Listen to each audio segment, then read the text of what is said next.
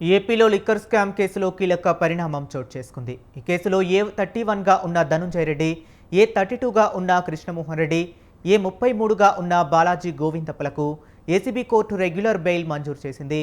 ఒక్కొక్కరు 1,00,000 చొప్పున 2 పూచీకత్తులు సమర్పించాలని ఆదేశించింది. దీంతో పాటు ముగ్గురి పాస్పోర్ట్లను కోర్టుకు అప్పగించాలని షరతు విధించింది.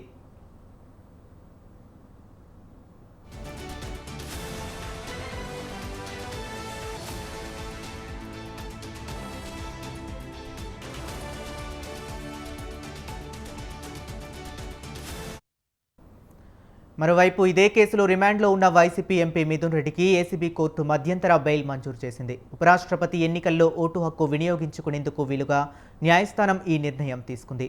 అయితే ఈ నెల 11వ తేదీన తిరిగి అధికారుల ఎదుట లొంగిపోవాలని స్పష్టమైన ఆదేశాలు జారీ చేసింది.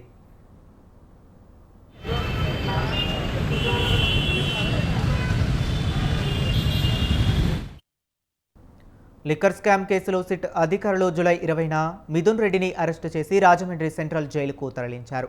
అప్పటి నుండి ఆయన రిమాండ్ ఖైదీగా ఉన్నారు. 2 సార్లు రెగ్యులర్ బెయిల్ కోసం దరఖాస్తు చేసుకోగా కోర్టు వాటిని తిరస్కరించింది. ఈ నేపథ్యంలో ఉపరాష్ట్రపతి ఎన్నికల్లో ఎంపీగా తన ఓటు హక్కును వినియోగించుకోవాల్సి ఉందని ఆయన కోర్టును ఆశ్రయించగా న్యాయస్థానం మధ్యంతర బెయిల్కు అంగీకరించింది.